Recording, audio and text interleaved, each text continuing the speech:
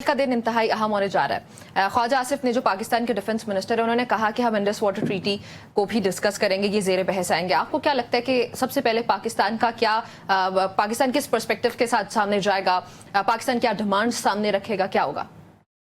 देखिए, दो या तीन बातें मेरे तो जहन में और मुझसे बहुत बेहतर लोग इसकी स्ट्रैटेजी को समझते हैं, लेकिन मेरी नाकिसी राय में दो या तीन बातें।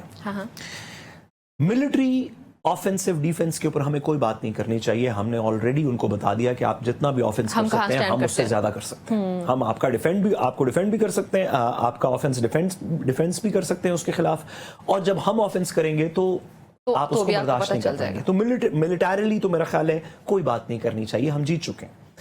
दो तीन बातें करनी चाहिए कि अगर आप चाहते हैं कि हम इस तरह आपको ऑफेंसिव के अंदर ना हराएं, हम मजीद आपके तैयारे ना गिराएं। हमने जो फिर से एयरफोर्स के स्पोक्स पर्सन की बात करते हुए जो रिस्ट्रेंट शो की उन्होंने कहा वो ना करें, और आपके 5-6 की जगह 25-30 जहाज गिरा दें। अगर आप चाहते हैं कि ना हो तो आप हमारे साथ तीन चीजों पे बात करेंगे। एक, इंडस वाटर ट्रीटी, ठीक है। दो, कश्मीर और आर्टिकल 370, ठीक है। और तीन, इंडिया की इन्फिल्ट्रेशन इन बलोचिस्तान, जो BLA की सपोर्ट है, जो दीगर चीजों की सपोर्ट है, जहां पे जो कुलभूषण यादव जिसका प्रूफ है। अगर मेरे नाकिस राय में अगर पाकिस्तान ने एजेंडा सेट करना हो तो अगर मुझ जैसा एक बिल्कुल नाकिसा शख्स उसके अंदर कोई अपनी आवाज दे सकता हो, तो मेरे ख्याल में हमारे इंडिया के साथ तीन स्ट्रेटेजिक एजेंडाज हैं: कश्मीर का मसला, पानी का मसला, और बलोचिस्तान में इंडिया की इन्फिल्ट्रेशन।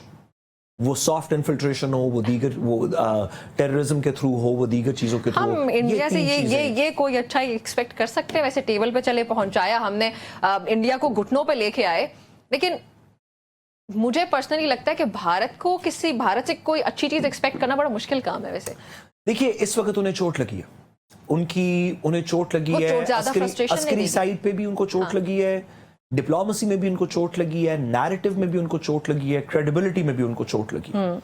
जब किसी इंसान को दंगल में चोट लगी हो तो आप उससे दो तीन बातें मेरे ख्याल है ऐसी मनवा सकते हैं जो अगर वो सीधा खड़ा हुआ होता तो शायद ना मानता। जब वो गिर चुका हो तो आप उससे दो तीन चीजें मेरे ख्याल ऐसी मनवा सकते हैं, जिस वजह से मैंने जिस तरह कहा कि मेरे ख्याल में कश्मीर, पानी और बलोचिस्तान हमारे टॉप 3 प्रायोरिटीज होनी चाहिए। हाउ अबाउट पहलगाम इंसिडेंट, उसकी इन्वेस्टिगेशन?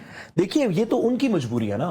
पहलगाम इंस्टेंस के ऊपर भारत ने जो कर सकता था उसने कर लिया ना, उसने क्रूज मिसाइल चला लिए, जहाज भेज लिए। अब पहलगाम इंस्टेंस को प्रूव करना कि पाकिस्तान की जिम्मेदारी थी, उनका काम है ना, तो वो कहें ना कि हम इन्वेस्टिगेशन करना चाहते हैं, किससे करवाना चाहते हैं, हम बात करते हैं इस पे। लेकिन पाकिस्तान का ये प्रेफरेंस नहीं है कि पहलगाम डिटर्मिन हो। हम तो ऑलरेडी कहते हैं कि पहलगाम जो है फॉल्स फ्लैग था, भारत ने खुद किया। जो वो कर सकता था उसके बाद अपने ब्राह्मोस मजल से लेकर राफेल तक उसने कर लिया, हमें कोई फर्क नहीं पड़ा। हमने उनको मार गिराया हर तरफ से, उनके अंदर जाके इन्फिल्ट्रेट किया, S-400s को अटैक किया, डिस्ट्रॉय किया। ऐसी सिचुएशन के अंदर पहलगाम अब पाकिस्तान का मसला नहीं है।